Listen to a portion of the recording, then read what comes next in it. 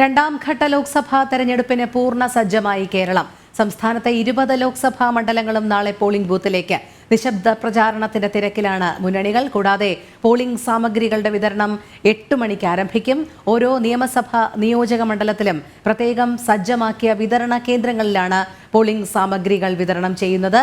തിരുവനന്തപുരം പട്ടം saint Mary's സ്കൂളിൽ നിന്നും നമ്മുടെ പ്രതിനിധി ചന്തു ചന്ദ്രശേഖർ ചേരുന്നുണ്ട്. ഒപ്പം വിവിധ മണ്ഡലങ്ങളിൽ നിന്നും നമ്മുടെ പ്രതിനിധികൾ ചേരുന്നു. ആദ്യം നമുക്ക് തൃശൂരിലേക്ക് പോകാം. തൃശൂർ BJP ഇലക്ഷൻ കമ്മിറ്റി ഓഫീസിന് മുൻപിൽ മനോജ് ചേരുകയാണ്. മനോജ്, പോളിംഗ് സാമഗ്രികളടക്കം 8 മണിയോടുകൂടി തന്നെ എത്തിക്കുമെന്നാണ് അറിയാൻ സാധിക്കുന്നത്.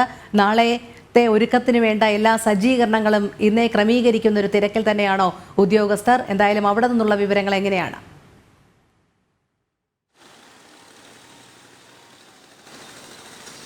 തീർച്ചയായും രോഹിണി, ഇന്നോടുകൂടി രാവിലെ തന്നെയാണ് ഈ സാമഗ്രികളൊക്കെ എത്തുന്നത് പോളിംഗിന് വേണ്ടിയിട്ടുള്ള. അതിൻ്റെയൊക്കെ തിരക്കിൽ തന്നെയാണ് ഉദ്യോഗസ്ഥർ.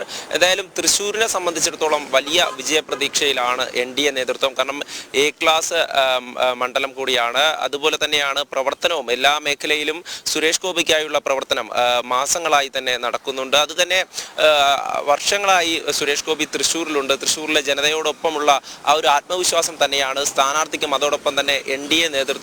കഴിഞ്ഞ ദിവസം കൊട്ടിക്കലാശത്തിലൊക്കെ തന്നെ കണ്ടതാണ്. വലിയ വിജയപ്രതീക്ഷ തന്നെയാണ് ഓരോ പ്രവർത്തകരും പങ്കുവച്ചിട്ടുള്ളത്. തൃശ്ശൂരിനെ സംബന്ധിച്ചിടത്തോളം ലോക്സഭാ മണ്ഡലം 7 നിയമസഭാ മണ്ഡലങ്ങളാണ് അടങ്ങുന്നത്. അതിൽ തന്നെ എല്ലാ മേഖലയിലും സുരേഷ് ഗോപി പ്രചാരണത്തിന്റെ ഭാഗമായി എത്തുന്ന സമയം അവിടെയുള്ള ജനസ്വീകാര്യത, അവിടെ അദ്ദേഹത്തിന് ലഭിക്കുന്ന ഒരു ജനപിന്തുണ തന്നെയാണ് ആ ഒരു ചിത്രം മാറ്റിമറിക്കുന്നത്. കാരണം തൃശ്ശൂരിലേക്ക് സുരേഷ് ഗോപി മത്സരിക്കാൻ എത്തിയപ്പോഴാണ് തൃശ്ശൂരിന്റെ മുഴുവനായുള്ള ഒരു ചിത്രം മാറിയത്. 2 തവണ പരാജയപ്പെട്ടെങ്കിലും കൃത്യമായും അദ്ദേഹം ഈ ജനങ്ങളുടെ ഇടയിലുണ്ടായിരുന്നു. അവർക്ക് വേണ്ട ആവശ്യങ്ങൾ അതറിഞ്ഞുകൊണ്ട് അതിനെ പരിഹാരം കണ്ടുകൊണ്ട് അദ്ദേഹം കൂടെയുണ്ടായിരുന്നു എന്നുള്ള ഒരു വിശ്വാസം തന്നെയാണ് പല മേഖലയിലും ജനങ്ങളിൽ നിന്ന് ലഭിക്കുന്ന ആ ഒരു പ്രതികരണത്തിലൂടെ മനസ്സിലാകുന്നത്. എന്തായാലും ഇനി നാളെ പോളിംഗ് ബൂത്തിലേക്ക് പോകുമ്പോൾ ഉറപ്പായും ഇത്തവണ സുരേഷ് ഗോപി തൃശ്ശൂരിൽ വിജയിക്കുമെന്നുള്ള ഒരു ആത്മവിശ്വാസം തന്നെയാണ് BJP പ്രവർത്തകരും അതോടൊപ്പം മറ്റ് ജനങ്ങളും അവരുടെ ഭാഗത്തു നിന്നുമുള്ള പ്രതികരണത്തിൽ നിന്നും നമുക്ക് മനസ്സിലാവുന്നത്. കാരണം കഴിഞ്ഞ ദിവസം കൊട്ടിക്കലാശം നടന്നപ്പോൾ തന്നെ ഈ സുരേഷ് ഗോപിയോടൊപ്പമുള്ള BJP പ്രവർത്തകർ മാത്രമല്ല പൊതുജനങ്ങളും ഈ ഒരു കൊട്ടിക്കലാശത്തിൽ അദ്ദേഹത്തോടൊപ്പം അണിനിരന്നു എന്നുള്ളത് തന്നെയാണ്. അതോടൊപ്പം മറ്റ് ജില്ലകളിൽ നിന്നും കേരളത്തിന് പുറത്തു നിന്നും അടക്കം അദ്ദേഹത്തിന് വേണ്ടി പ്രവർത്തിക്കാൻ ഇവിടേക്ക് നിരവധി പേരെത്തി. അതുപോലെ തന്നെയാണ് ഈ മണ്ഡലം തിരിച്ചുപിടിക്കുവാൻ വേണ്ടിയിട്ടുള്ള ഒരു തയ്യാറെടുപ്പോടെയാണ് VS സുനിൽകുമാറിനെ LDF സ്ഥാനാർത്ഥിയായി കൊണ്ടുവന്നത്. എന്തായാലും വിജയപ്രതീക്ഷ LDFനുമുണ്ട്. കാരണം കഴിഞ്ഞ TN പ്രതാപൻ നടത്തിയിട്ടുള്ള പ്രവർത്തനങ്ങളൊക്കെ തന്നെ അത് തൃശ്ശൂരിലെ ജനങ്ങളൊക്കെ വിലയിരുത്തി കഴിഞ്ഞു. പല കാര്യങ്ങളും, അതായത് വികസന പദ്ധതികളൊന്നും തന്നെ തൃശ്ശൂരിലേക്ക് എത്തിക്കാൻ MPയെ കൊണ്ട് സാധിച്ചില്ല എന്നൊരു മൈനസ് പോയിന്റ് എപ്പോഴും കോൺഗ്രസിന് ഉണ്ട്. അതുകൊണ്ടാണ് ഏറ്റവും കൂടുതൽ വിജയപ്രതീക്ഷ. അത് NDAക്കും അതിന് പിന്നാലെ സുനിൽകുമാറും ആ ഒരു വിജയപ്രതീക്ഷ ഉണ്ട്. അതോടൊപ്പം തന്നെ K മുരളീധരനാണ് അവസാനം സ്ഥാനാർത്ഥി പ്രഖ്യാപനവുമായി തൃശ്ശൂരിലേക്ക് എത്തിയത്. എന്തായാലും ശക്തന്റെ തട്ടകം, അത് പിന്നീട് K കരുണാകരന്റെ തട്ടകമായി അതിനെ വീണ്ടും കോൺഗ്രസിലേക്ക് കൊണ്ടുവരുവാൻ, അതായത് TN പ്രതാപന് ശേഷം വീണ്ടും കോൺഗ്രസിലോട്ട് തന്നെ തൃശ്ശൂരിനെ കൊണ്ടുവരുവാനുള്ള ഒരു പ്രവർത്തനമാണെങ്കിലും ഈ 2 മുന്നണികളും പ്രവർത്തനവുമായി മുന്നോട്ട് പോയപ്പോൾ പ്രചാരണ രംഗത്ത് പിന്നിലായി എന്നുള്ളതാണ് നമുക്ക് മനസ്സിലാക്കാൻ. കാരണം സുരേഷ് ഗോപിയുടെ പ്രചാരണം ഏറ്റവും കൂടുതൽ വേഗതയിൽ അതുപോലെ എല്ലാ സ്ഥലങ്ങളിലേക്കും എത്തിയപ്പോൾ അതിന് പിന്നാലെ മത്സരിച്ചാണ് ഈ 2 മുന്നണികളും പ്രചാരണം നടത്തിയിരുന്നത്. അതുപോലെ തന്നെയാണ് വികസനമാണ് ഈ തൃശ്ശൂരിൽ ഏറ്റവും കൂടുതൽ ചർച്ചയാകുന്നത്. കാരണം ഈ കഴിഞ്ഞ വർഷക്കാലം എല്ലാം തന്നെ ഓരോ മേഖലയിലും ജനങ്ങൾ അനുഭവിക്കുന്ന കാര്യങ്ങളും അവർക്ക് അവരുടെ ആവശ്യങ്ങളൊക്കെ തന്നെ NDA സ്ഥാനാർത്ഥി പോകുന്ന സമയം മുന്നോട്ട് വെക്കുന്നുണ്ട്. അതൊക്കെ തന്നെ ചർച്ച ചെയ്തുകൊണ്ടായിരുന്നു ഈ NDAയുടെ ഒരു പ്രചരണം. അതിനുവേണ്ട വികസന രേഖയൊക്കെ മുന്നോട്ട് വെച്ചുകൊണ്ട് കൃത്യമായും ജനങ്ങളുടെ ആ ഒരു വികസന കാഴ്ചപ്പാടുകൾ അതിനെല്ലാം രേഖപ്പെടുത്തിക്കൊണ്ട് തന്നെയാണ് BJP പ്രചരണവുമായി NDA നേതൃത്വം പ്രചാരണവുമായി മുന്നോട്ട് പോകുന്നത്. അതോടൊപ്പം തന്നെ സ്ഥാനാർത്ഥിയും വലിയ ആത്മവിശ്വാസത്തിലാണ്. നമ്മളോടൊക്കെ പ്രതികരിച്ചപ്പോൾ കണ്ടതാണ്. കാരണം കഴിഞ്ഞ വർഷക്കാലം അത്രയും ഞാൻ എന്തിവിടെ ചെയ്തു എന്നുള്ള കാര്യം ഇവിടെയുള്ള ജനങ്ങൾക്കറിയാമെന്നാണ് സുരേഷ് ഗോപിയുടെ പ്രതികരണം. അത് തന്നെയായിരിക്കും ഇപ്രാവശ്യം ഈ ഒരു തിരഞ്ഞെടുപ്പിലും പ്രതിഫലിക്കുക. എന്തായാലും ഈ വലിയ വിജയപ്രതീക്ഷ തന്നെയാണ് NDA നേതൃത്വം പങ്കുവയ്ക്കുന്നത്. അതോടൊപ്പം മറ്റു മുന്നണികൾ അവർക്ക് മത്സരിക്കുകയാണ്. അങ്ങനെയെങ്കിലും ഈ തൃശ്ശൂരാണ് ഏറ്റവും കൂടുതൽ ശ്രദ്ധയാകർഷിക്കുന്ന ഒരു മണ്ഡലം. നേരത്തെ സൂചിപ്പിച്ചു, സുരേഷ് ഗോപി വന്നതിന് ശേഷമാണ് ഇത്രയും അധികം ശ്രദ്ധയാകർഷിക്കുന്ന ഒരു മണ്ഡലമായി മാറിയത്.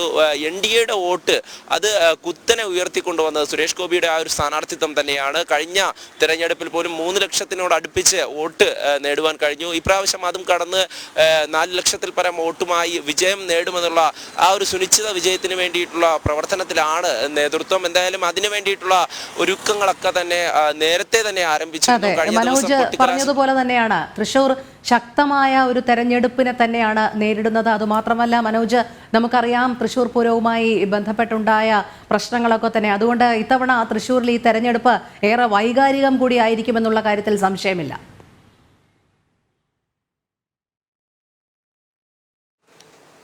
തീർച്ചയായും ആ ഒരു ആശങ്കയിൽ തന്നെയാണ് LDF നേതൃത്വവും. കാരണം തൃശ്ശൂർ പൂരത്തെ തകർക്കുവാൻ ചില ശക്തികൾ ശ്രമിച്ചു എന്നുള്ള കാര്യം ഇവിടെയുള്ള ജനങ്ങളൊക്കെ തന്നെ പ്രതികരിച്ചു തുടങ്ങി. അന്ന് ആ ഒരു ചടങ്ങ് നടക്കുമ്പോൾ അതിൽ പോലീസ് അനാവശ്യ ഇടപെടൽ നടത്തിക്കൊണ്ട് വലിയ തരത്തിൽ ജനങ്ങളെയും അതുപോലെ തന്നെ ഈ ചടങ്ങുകൾക്കുമൊക്കെ തടസ്സം സൃഷ്ടിച്ചു. ഇതൊക്കെ തന്നെ വലിയ ചർച്ചയാകുന്നുണ്ട്. തെരഞ്ഞെടുപ്പിൽ ഇത് തിരിച്ചടിയാകുമെന്ന് ഭയന്നുകൊണ്ട് തന്നെയാണ് LDFും അതിനനുസരിച്ച് ഈ ജനങ്ങളുടെ ഇടയിലേക്ക് ഇറങ്ങുമ്പോൾ ലഭിക്കുന്ന പ്രതികരണത്തിനനുസരിച്ചാണ് ഇപ്പോൾ LDFിന്റെ പ്രവർത്തനം. എന്തായാലും LDF നേതൃത്വം വലിയ പ്രതിസന്ധിയിലെന്ന് വേണം പറയാൻ. കാരണം കരുവന്നൂർ ബാങ്കിലെ ആ ഒരു കേസ് അടക്കം ഇവിടെയുള്ള CPMന്റെ ജില്ലാ സെക്രട്ടറി അടക്കം ചോദ്യം ചെയ്തുകൊണ്ടിരിക്കുന്ന ഈ ഒരു സാഹചര്യത്തിലാണ് തിരഞ്ഞെടുപ്പിനെ കൂടെ നേരിടുന്നത്. എന്തായാലും നിക്ഷേപകരെ വഞ്ചിച്ചവരെ ഇനി ഈ തൃശ്ശൂർ ഇനി അവർക്കൊരു സ്ഥാനം കൊടുക്കില്ല എന്ന് തന്നെയാണ് ഓരോ മേഖലയിൽ നിന്നും ഉയരുന്ന ശബ്ദം. അതുകൊണ്ട് തന്നെ LDFിനെ സംബന്ധിച്ചിടത്തോളം ഈ തെരഞ്ഞെടുപ്പ് തൃശ്ശൂരിൽ അത് വലിയ പ്രതിസന്ധി തന്നെയാണ്. അതോടൊപ്പം തന്നെ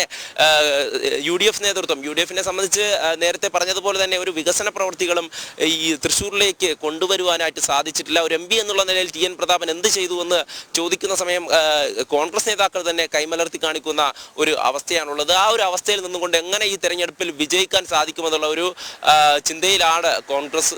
അതോടൊപ്പം തന്നെ BJPയെ സംബന്ധിച്ചിടത്തോളം വലിയൊരു ജനപിന്തുണ ലഭിക്കുന്നുണ്ട് NDAയെ സംബന്ധിച്ചിടത്തോളം. കാരണം ഈ പൂരത്തിൻ്റെ വിഷയം ആ ഒരു പ്രതിസന്ധി നിന്നപ്പോൾ തന്നെ അതിൽ ഇടപെട്ടുകൊണ്ട് കൃത്യമായിട്ടുള്ള ഇടപെടൽ നടത്തുവാൻ NDA സ്ഥാനാർത്ഥിക്ക് സാധിച്ചു. അത് തന്നെയാണ് ജനങ്ങൾ നോക്കിക്കാണുന്നത്. കാരണം പൂരത്തെ സംബന്ധിച്ചിടത്തോളം ലോക ശ്രദ്ധയെ ആകർഷിക്കുന്ന ഏറ്റവും വലിയൊരു ആചാരപ്പെരുമയുടെ ഉത്സവം കൂടിയാണ്. അത് തൃശ്ശൂരിനെ സംബന്ധിച്ചിടത്തോളം ഏറ്റവും കൂടുതൽ ജനങ്ങൾ പങ്കെടുക്കുന്ന, കേരളത്തിലും വിവിധ ദേശങ്ങളിൽ നിന്നുമുള്ള ജനങ്ങളൊക്കെ പങ്കെടുത്ത് എല്ലാ വർഷവും സമാധാനപരമായും ആഘോഷമായി കൊണ്ടു നടക്കുന്ന ഒരു ചടങ്ങാണ്. ആ ചടങ്ങിനെയാണ് ഭംഗം വരുത്തുവാൻ വേണ്ടി ശ്രമിച്ചത്. അതിൽ കൃത്യമായിട്ടുള്ള ഇടപെടൽ നടത്തുവാൻ NDA നേതൃത്വത്തിനും അതോടൊപ്പം BJPക്കും മറ്റ് ഹൈന്ദവ സംഘടനകളും ഒക്കെ സാധിച്ചിട്ടുണ്ട്. അത് തന്നെയാണ് ജനങ്ങൾ നോക്കിക്കാണുന്നതും. ഈ തെരഞ്ഞെടുപ്പിൽ അതിൽ കൃത്യമായിട്ടുള്ള തിരിച്ചടി നൽകുമെന്നുള്ള ആ ഒരു പ്രതികരണമാണ് ഓരോ ജനങ്ങളുടെ ഭാഗത്തു നിന്നും ഉണ്ടാകുന്നത്. കാരണം ആചാരപ്പെരും അതെപ്പോഴും തൃശ്ശൂരിലായാലും കേരളത്തിലായാലും ഓരോ സ്ഥലങ്ങളിലും ഹൈന്ദവ വിശ്വാസികളെ സംബന്ധിച്ചിടത്തോളം വലിയ പ്രാധാന്യം നൽകുന്ന ഒന്ന് തന്നെയാണ്. അതിനാണ് ഭംഗം വരുത്തുവാൻ വേണ്ടി